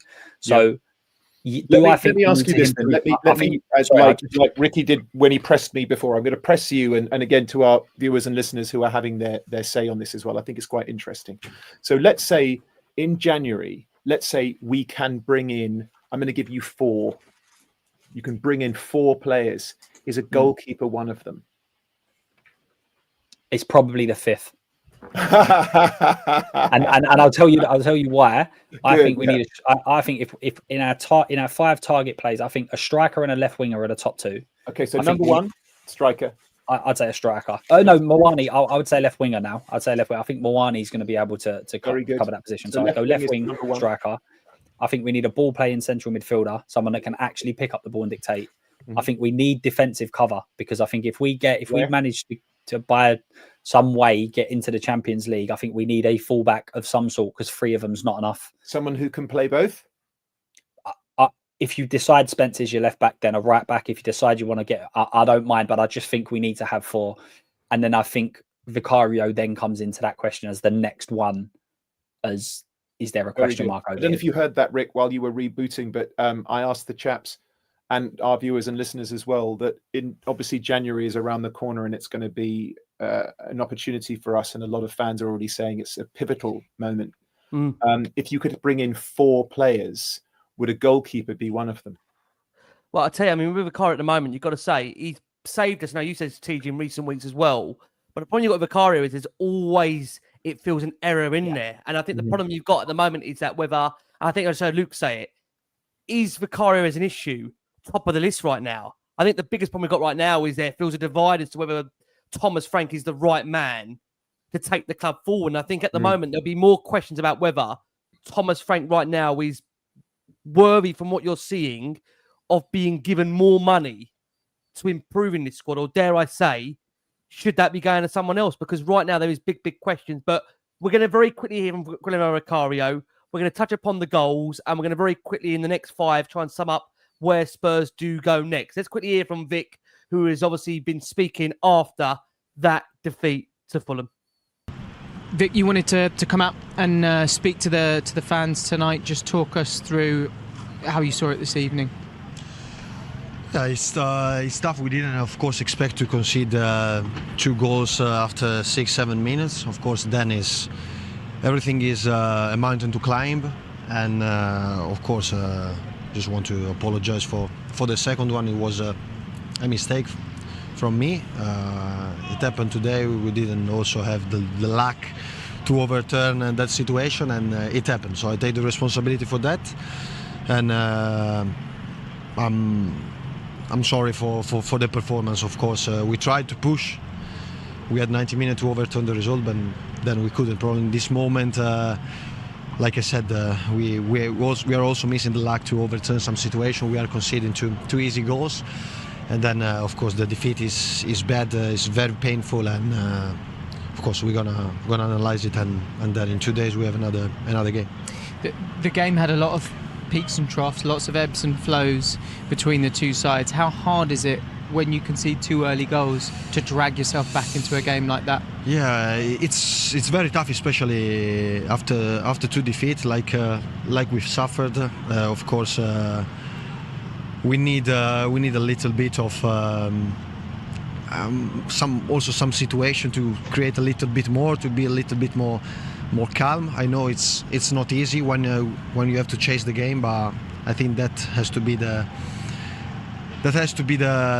way that we have to follow, to be a little bit more patient in some situation. Of course, we scored a brilliant goal with Mo, and then we had more than 30 minutes to overturn the result, but we couldn't. We rushed a little bit in some situation, and this is the situation tonight. Vic, first of all, thanks for coming out. It takes a big character to come and front up. Look, you're speaking to our fans. Tell them how much everyone is hurting at the moment, and how much and how determined this squad and Thomas is to put things right. Yeah, of course. I think we try to put the effort, because I think especially second half the team fought a lot of duels won, a lot of tackles. So we try to push, but of course, like I said, when you go 2-0 down after 6 minutes, it's tough. Sometimes can happen. You can overturn the result, but today we couldn't.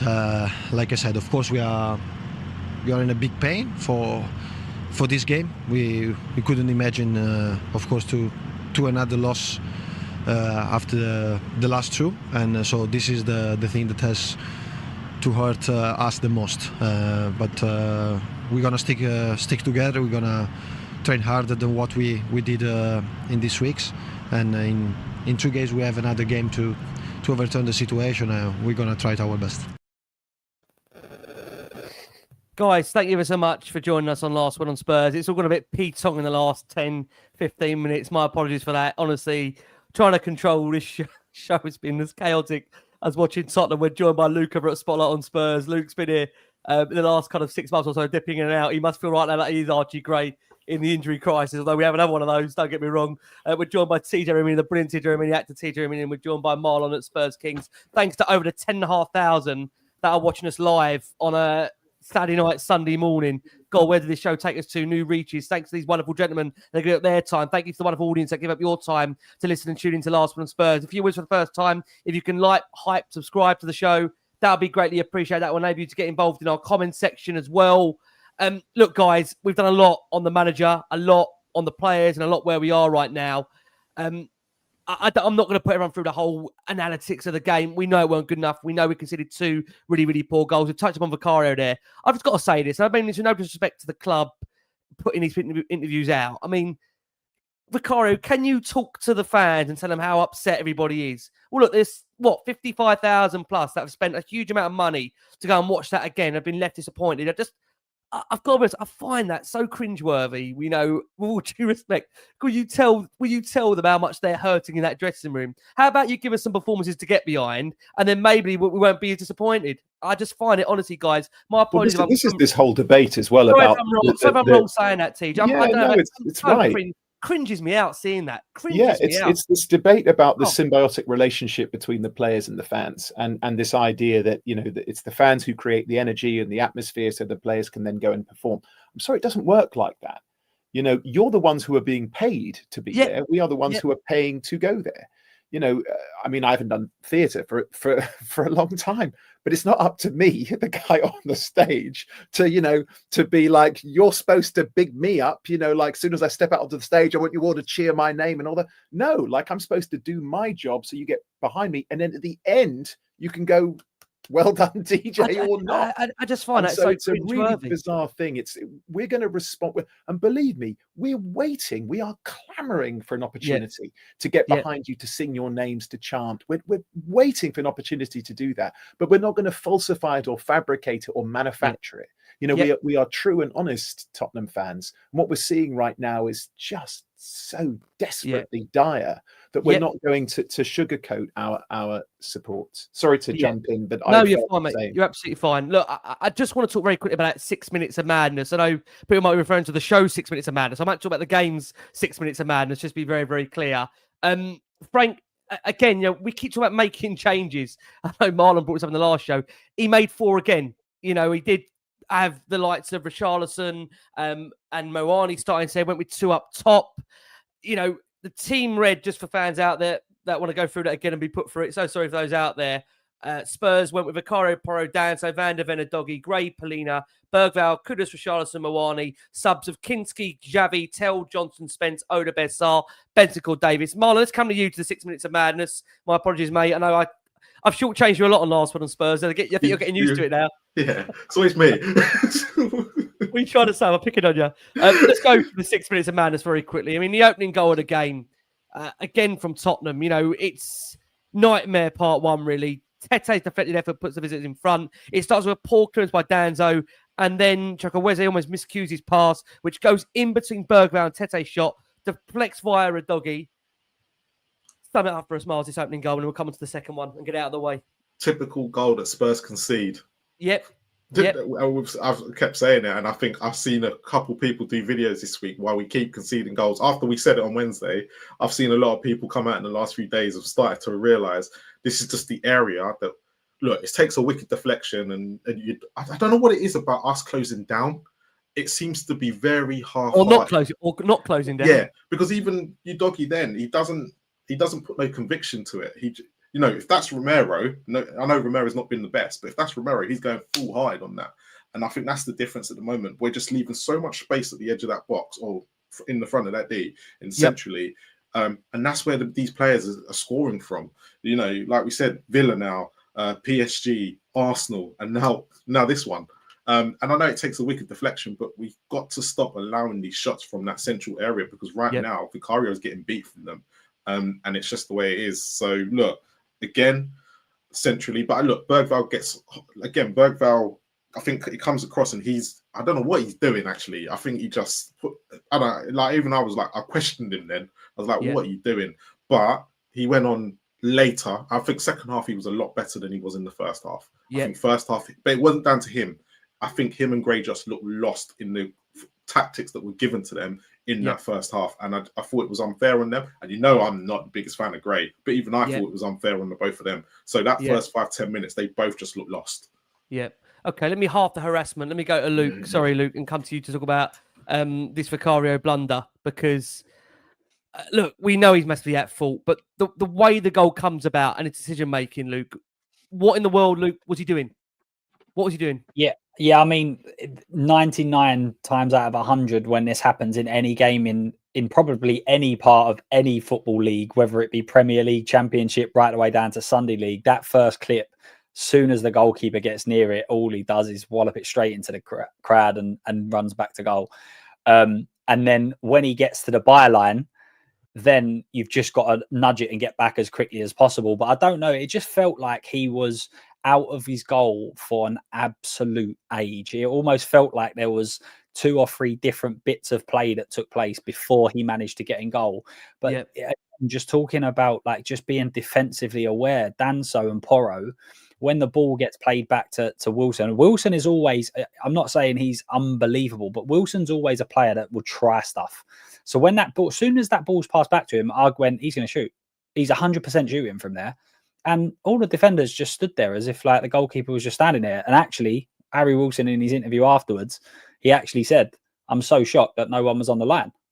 So it was the most basic bit of, but what, again, I don't mean to harp on about it, but Vicario's reaction, although he's come out and done the interview, Vicario's reaction then is not to sit there as a leader and go, that's on me. Let's get on with it. It's bollocking someone else.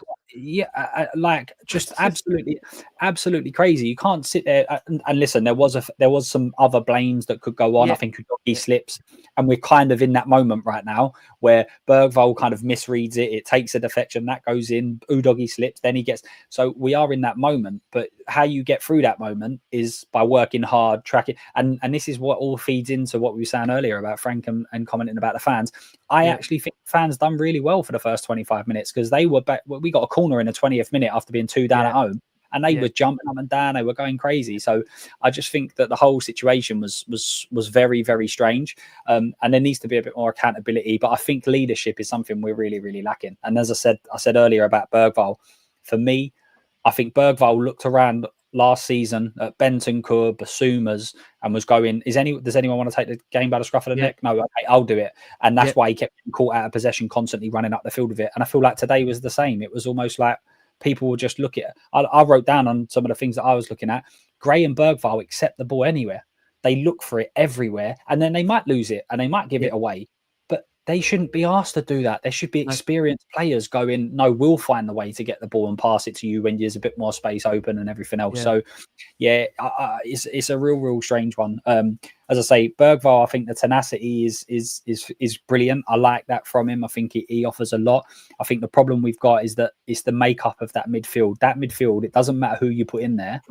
There is gaps in it. It don't matter who's there. It don't matter whether you go Bentancur and Basuma, Palinia, Bergvall. So that means it must be tactically, unless none of them have got a clue what they're doing, which I'm sure is not the case. They wouldn't be playing for Tottenham Hotspur if that was the case. So it needs to. They need to come up with a solution very quickly. Go on, Mars. Ricky, just go back to that picture and the one with Vicario. The one with Vicario is where he has the ball at his feet before it ends up, because you can see clearly on his left foot. Picture. On his left foot. Next one. This one. Now look at this picture. Right, and I'm going to try and explain this for the people on audio. Look where Harry Wilson is and Udogie, and it's not even Harry Wilson that wins the ball. So between Van der Ven and Danso and Porro, all three of them are not looking and seeing the danger. Their goalkeeper is out of the goal, and he's so far out. One of them, and I'm looking at the situation, it probably should have been Porro and gone, you know what, I need to get back on that line. try and bring Danso across and let Van der Ven go in that, or bring Van der Ven more back in across, because Danso should be making a move to him to say, I play it back to me if he can't get there. But none of them have looked at that danger and gone, our goal is gapingly open. And for me, that is just criminal on all of them. If Vicario is to blame, because he could make a mistake. But the fact that none of them have seen their goalkeeper is so far out of his goal, and look where, and Jimenez is right behind him, so he's not even going to get back that quick. No. So for me, not one of them is actually thinking about the danger. And that is the most embarrassing thing, because where Harry Wilson is when Vicario gets that ball, he doesn't even win the ball. It's another player from Fulham. So they have so much time to think about what they're supposed to be doing. And these are meant to be elite footballers. And the fact that Luke just said Harry Wilson was so surprised no one was online, because it takes so long before they get in that situation. And that's the thing. The problem with that move is it's just fiddled by mess, isn't it? He comes out the box, gets the ball with his feet, and instead of hitting it out of play, like you said, he fluffs a terrible weak kick. And eventually he kind of just stroll back in the net as Wilson curls it in. I mean, it's the quickest time. Again, these stats are just record breaking every week. Sorry. The quickest time within 6 minutes, Spurs have been 2 goals behind in the Premier League era. I probably think people can't believe that stat, but that's apparently a true stat. And then you had that situation afterwards. It's the fastest 2-0 deficit in the history of Tottenham Hotspur in the Premier League. Got so many of these stats. Honestly, I'm actually sparing you a lot of these stats. One thing as well. Sorry, just interrupt. One thing as well. If you look at that, the screenshots, is that Danso is left centre back and Van der Ven is that there's kind of almost a bit of a mix up. That happened on so many occasions today, and I was like, hang on a minute, like what? This defensive structure is not only there isn't one. There isn't one, and you've added into it. Like last year, there was several reasons why the defensive structure was all over the place, but they'd played together as a back four, and then you brought in Palhinha to solidify all of that up. So effectively, we should be, from a man point of view, we should be far better defensively. We've got a manager in that's far better defensively, and we're not far better defensively at all. In some ways, we're just as bad as what we were. So we've also never lost to Fulham at the Tottenham Hotspur Stadium. Never. Yeah. And we haven't lost to Fulham at home since 2013. Yeah, 2013. Yeah, it was really We've never lost to them at the Tottenham Hotspur Stadium. The amount of times where them two centre backs had crossed each other was so bad today. I mean, look, Mickey had to at one point make a desperate attempt to win the ball back, and I think he did. To be fair, there were some questions as to where it should have got. It was a VAR check on it, but I think Mickey did ever so well to get back and produce a sensational last-ditch tackle. And look, to be fair, I think everyone knows my feelings on Ange. What has been frustrating me about a lot of the shows recently is that many think because if you don't want freight, you want to go back to Ange, but it's not about that. You can not like what you're seeing, but it doesn't mean at the same time you want to have Ange back. Just be very, very clear. All I would say is that, look, my worry is that I've seen Van der Ven already make as many last-ditch tackles this season than what I saw him made last season. And yet the general common theme is that we're more defensively solid. But if anything, we're not. The amount of chances that we give up on the ball, the amount that we can see possession at times, is concerning. And I think that's why those questions are there. Up until the 32 minutes and even up to half time, once again, not even a shot on target. I mentioned the point at the start of the show. Frank, once again, no changes at half time. Kudus did get his first goal for the football club. I think a question on the last show, actually, Tej, with regards to Kudus, if we're seeing enough from him right now. But for Kudus, for him, obviously good for him to get a goal. But, I mean, moving forward, have you seen enough? Because he was poor for almost an hour, but then he shows that ability, right, Kudus? I mean, we've got to hope that's but also, everybody knows he's our danger man, especially because, as we've already discussed, we only attack down the wings. And also today, really good friend of mine, again, ardent Tottenham guy, lovely guy, great player as well, my friend Tom Kavanagh. We were saying today, everything just went down the right. Absolutely every single thing, even the interviewers. And to Luke's point, Thomas Frank, showed a little bit of fire when he was questioned about that. But it's literally the definition of madness, isn't it? And so, I don't think it's fair to say that Kudus had a bad game today. He was always at least doubled, at least, if not trebled. And then in the second half, when we had that run and we picked up a bit of momentum for about 10 minutes, he was quadrupled actually. And so what that says to me is, for goodness sake, for the love of God, try something else. So pass it to Kudus. He'll take 3 players out of the game. Luke again was saying, we just don't seem to ever find space in the midfield. So if he's taken 3 players out of the game, just have him zip in, again, for the love of God, a first-time pass. How many touches do these guys need? I don't need that many touches. Like, please just play a first-time pass into now a vacant midfield, and then we're attacking down the middle in the final third. I mean, again, like when Xavi came on, I was looking for somebody who could play centrally. And God, I mean, it's everything he did today was wrong. Everything he did today was wrong. I don't remember him doing a single thing that helped us. And I was standing on my feet, when we do that, when grown people stand on their feet in their own living room screaming at a television that can't hear them. And I'm just willing him just to make it. I'm literally shouting at him, do something. Make a good decision. Make a good decision. Not a play. Make a good decision. And he didn't do it. But I said this earlier, TJ, in that first half, Spurs, we had 19 crosses, 0 found a Spurs player. How can you do something 19 times? And not find a Spurs player? How can you do anything 19 times and think, the next one, don't you stop at 10? God, I've done this 10 times. I also shouldn't get away from the fact Fulham should have been 3-0 up as well in the early part of the first half. They hit the post. So Fulham really should have been 3-0 up on us as well. And also that header that Jimenez had, again, that was Van der Ven. We could have been 5-0 down there. Yeah. But I think also, I said this at the start of the show, to not keep sounding repetitive like a broken record. He brings on Bentancur, Xavi, Odegaard for Gray, Richarlison, Polina when we get to 2-1. That sub seemed to kill the game. I mean, it was like, normally the subs have the opposite effect and normally, bring more life into it. My kingdom for Johnson. My kingdom for Johnson. He's still our top scorer, right? Him and I think Mickey. What does he have to do? I think Richarlison's got above him. Has he? which says a lot about this season. The Brazilian broken clock. I'm not going to put us all through anymore. Johnson, we need a goal. Bring him on. He knows where the back of the net is. Yeah. I just honestly at the moment words to spare me. Guys, let's close on the point. We've got Newcastle away on Tuesday, followed by Brentford at home. I heard Luke earlier saying this, rattling off the fixtures.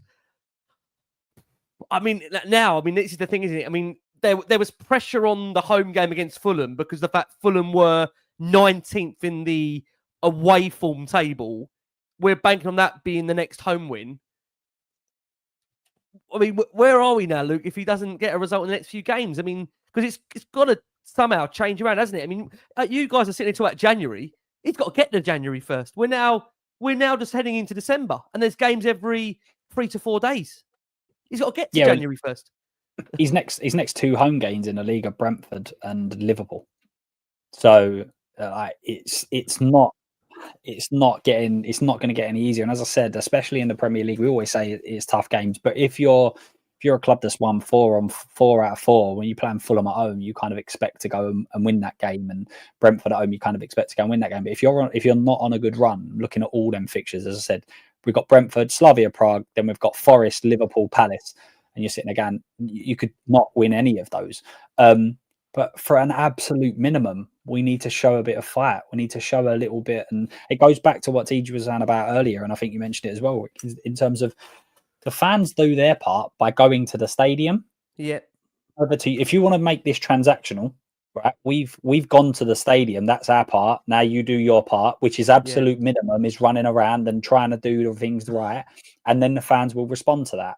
So if you want to go transactional, the fans have they're 1-ups before the game's even kicked off. So, and this is what we need to see. They need to go back to absolute basics. They need to get a functional. I mean, as I said, that when people are talking about this squad's not good enough, this squad's not good enough.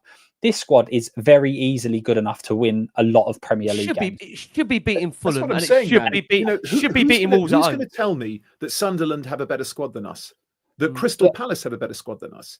If you look at that, I'd even say like Newcastle, like do they really have a better squad? Like look how Dan Burn is like. All these players who are playing out of their skin. Why? I think to answer your point, Tej, I think in certain areas some of these squads are. Whether it's all round is another question. But I look at us and think at the moment that I've got big questions over Frank right now. I watched the Newcastle game, and every time I watch Newcastle, I look at Bruno Guimaraes and Tonali, and I'm like, we're nowhere near it. We're nowhere near that level. Not even close. But you're right. They've got star quality. Is my point. They didn't buy him last season. Mm-hmm. Do you know what I mean? Like all those brother, Joe Linton. I'm looking at Joe Linton. Go, you know when you look at a player, and again, no disrespect to them, and I'd have chats with my friends. I play every week, right? So we'd be talking about it, and we'd be having talks about him. Like, how did he make it? Like, how did he make it as all I would tell these clubs, though, boys, absolutely essential for that team. Yeah, but also what I'd say is on these clubs that we're referring to and talking about, maybe Bar Sunderland, a lot of these clubs are kind of 2 to 3 years in with the same manager. For sure, and they've been backed, and they know this is coming back to identity. They know what the identity is. They've had managers there for a long time who plays a certain way. The players understand it. They play the system that the fans expect and demand.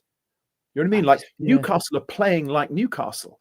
Like I've got a couple of my dear friends. I love them to pieces from Newcastle, and their team is reflecting what their fans want them to do. And their manager, we've been saying this all night, gets it.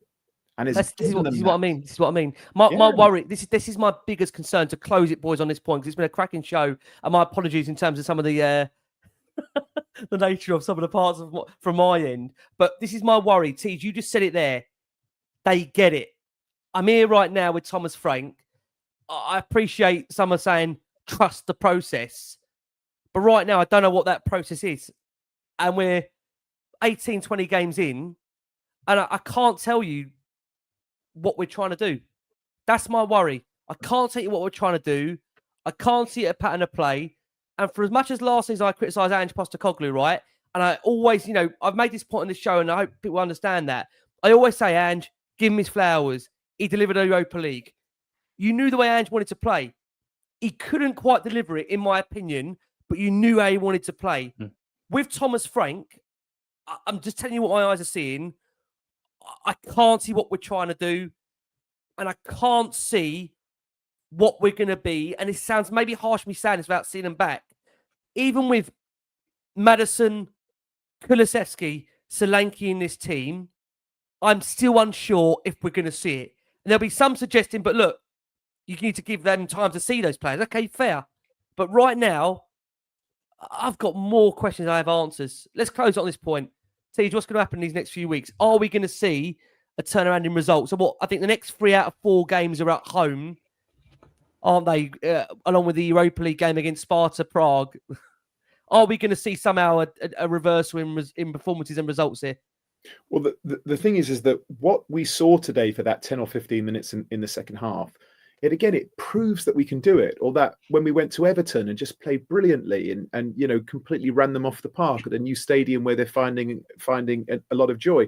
Obviously, Man City, again, like we have the ability to do it. And so it's the drop off which is so entirely mystifying to me. And, I started the show, and even before we started the show, gang, for, the viewers and the listeners, Ricky said to me, I've never seen you looking so miserable, Tej. And he's right. I was absolutely miserable because who are these people?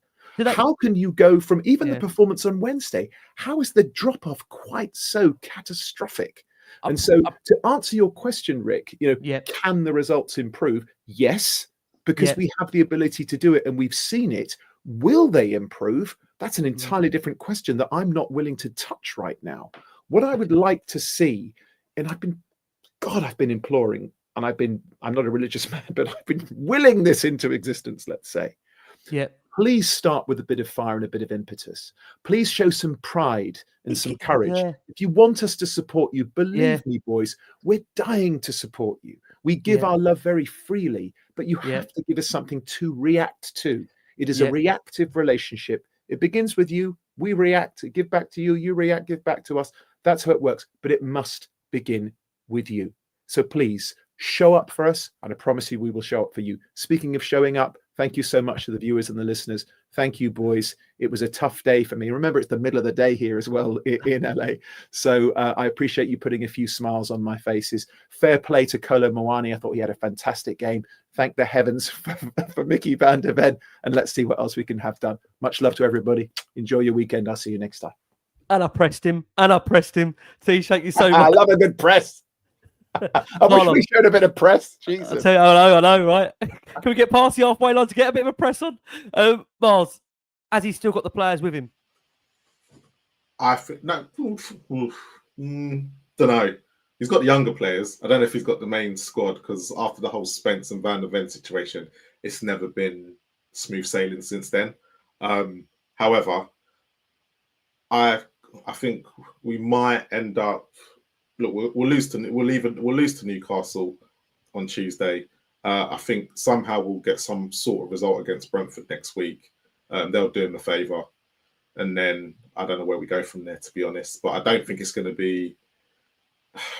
I don't think it's going to be. It's going to Marlon, be bumpy. answer that question there. What senior players has he got with him? That's a very good question. Well, I don't think he has Pora right now after today. I don't think he has Van der Ven still. I don't think he has Spence. Hold on, who has he got then? This is the thing. I don't know. When it comes to these senior players right now, they're showing that they're not with him. It's Polina and Romero. Yeah, and even then, I don't even know if he's got Romero at the moment because Romero's performances the last few games. I'm just looking at going. Even for you, this is not as good as you have been. This is not the Romero I know, and a lot of people are up and down with him. I think the younger players believe in him, like the Tails and the Odebers and the Takais in his world that the Takai that we've not seen yet. But yeah, but apart from that, I don't know. I think what you've got is anyone who was part of the Ange revolution last year, who believed in Ange, and after he won the trophy, it's going to be very, very hard for a new manager to come in and win them over because they won. At the end of the day, he won a trophy with them. They believed, and as you say, I think Luke said it at the beginning, or someone did. We binned off the league last year. We binned it off because we knew that we had to play that for the trophy. Now this year, we have to make a decision as Spurs fans and a club. Do we go for the league, or do we kind of bin off the Champions League and try and aim to get there next year with a better squad? That's what you got to look at because at this present moment, we're not good enough for both. We just haven't got the squad. So we are where we are. But thank you to everyone who came out tonight. It's a therapy session as always. It's a new day now in England. So I thought it was going to be getting someone said this season was going to be getting easier. It's going to be getting easier, isn't it? Well, they say I've got more greys coming through than I ever have before. Got more greys. I'm not one of them. Look, I'm willing to give Frank. I'm willing to give Frank to the end of the season. I'm willing to give it to him, no matter how much I came on there and I was fuming. I'm still fuming after that North London derby. It's going to take a lot for me to come back, but I am willing to give him to that. I don't know if it's the season ticket holders will, and for me, I've always said this: they are the people, the season ticket holders, and I always say this, who will end up making the decisions for the rest of us because they're the ones who go in, week out, and they're the ones paying their money. And it's them that he needs to impress and he needs to get them back on board because I tell you this now, there's no way that a season ticket holder or anyone who went to that game today wanted to boo those players. None of them. And that's the thing. That's the thing that everyone has to understand. You have to, we go there, we're willing to cheer you on, but if you go and give performances like that, like you have done over the last few weeks, what's going to happen? Yeah. Luke, let's close with you. Marlon, thank you so much. You've been a star. We really appreciate it, and we'll see you Tuesday. Feels like a clinic at the moment, doesn't it? Sorry. Luke, let's close with you. I thought Jack Pitt-Book made a great point on X, actually. He said Tottenham basically is bad right now, as they were in January, February, but with less mitigation, less credit in the bank for the manager, and about the sense of a shared purpose provided by the Europa League campaign. That was a cracking point, and I do agree that already the mood amongst the fan base is so low right now. And maybe I think Marlon's even more confident than I am. I can't tell you right now where the next win is coming from. And I know we've got Liverpool on the horizon, but, typical Tottenham will be the team that will get Liverpool back up and running because that's what Tottenham do. Luke, how does this play out and where are we to close on this point? I think in the next 6, I think we will literally burgle 2 wins from somewhere. I think Slavia Prague will win, and I think we'll get one more over the line. But it's the performances as well that really need to be upped. Not just the points, but the performances, because we was getting all the points at the start of the season. We was getting good points, and I kept saying if we do this again. I think it's the first 10 games or whatever it was. I said, if we do that again in the next 10, we won't pick up anywhere near as many points. I mean, and there were some people in the chat going, we were great defensively at the start of the season. I was like, we were still conceding chances. We just wasn't conceding goals. So but it very much depends. And going back to Marlon's point about people who he's got in the dressing room and things like that, this all comes back to the club and what the requirements are. Like, and just to be clear, we all want Frank to succeed, because if he does, it means Spurs are doing well, right? Absolutely. Frank, I think Frank is a great guy. I would love to go for a pint with Frank. He seems like a brilliant person and a great friend and everything else. But for me, if you're a Romero who's just won World Cups and we've just won the Europa League, and their next appointment to take you to the next level is Thomas Frank, what does that show as a club? Where do you want to go? Do you, if they brought in, if Xavi came in the summer, you'd go, they're destined. They want the very top. Does Frank send the signal to all of the people? Because obviously we're wrapped up in the Premier League, but you're trying to sign other players and everything else. Do they look at Thomas Frank as, well, Tottenham want to challenge. Tottenham want to go and be in the Champions League. Anything on that point, Luke, just let you finish on it. Romero did sign a new contract when Frank came through the door.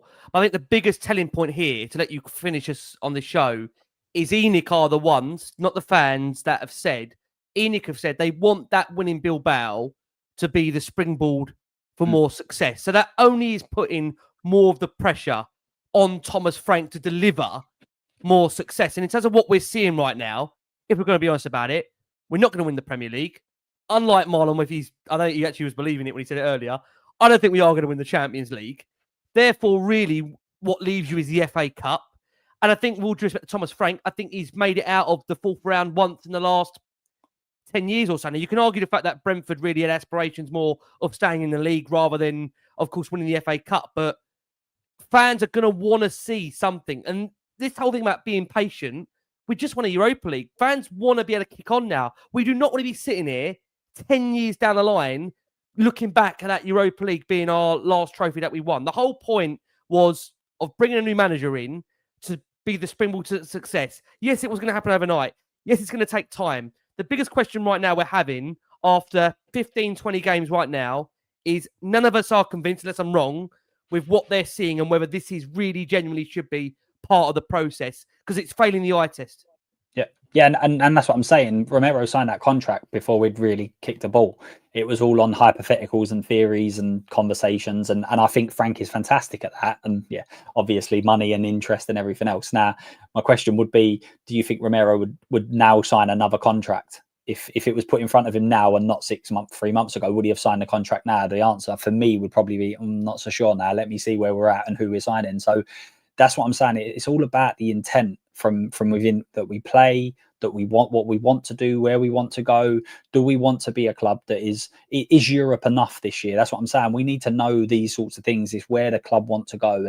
And I just think Thomas Frank wasn't the star man to go and get after. I think Thomas Frank would have been the perfect manager to come in if we didn't win the Europa League. I think he would have been the perfect guy to come in to build the foundations, to start progressing up the table. When you get into the Champions League, you appoint a manager that's never managed in it before. He's never done it before. It just surprised me. It really did. But I hope I'm wrong. As I say, he's intelligent. I think he will adapt, and I think he will learn from his mistakes. It's just whether he does it quick enough, and it's whether the fans are on side for enough time. And if he keeps making statements like the fans today, I don't think it will get to a point where they'll stay on side long enough. But I think in the next 6, I think we'll win a couple. Yeah. Honestly, worrying times. Luke, thank you so much. Marlon, thank you so much. TJ, thank you so much. And just so everybody's aware of that last thing we mentioned, well, I say last thing we mentioned, the earlier thing we mentioned in the show, Pedro Porro was seen shouting at Lucas Bergvall as he applauded the fans after the full-time whistle. Porro did not applaud the fans and instead went down the tunnel, removing his shirt as he did so. Big questions about what is next in this Thomas Frank project. That is to come from Luke, from TJ, from Marlon, from me. We have been the Last Word on Spurs. Thank you to over the 10,500 for all incredible support for Last Word on Spurs. I'm sure we'll be back before you know it. But as always, thank you. Keep safe, keep well, keep hyping, liking and subscribing to Spotlight on Spurs, Marlon over at Spurs Kings, and go and check out TJ for a trivia quiz. God, if you need that in your life, go and check those out. From these wonderful gentlemen, from me, We've been the Last Word on Spurs. Thank you for your support. And as always, come on, you Spurs.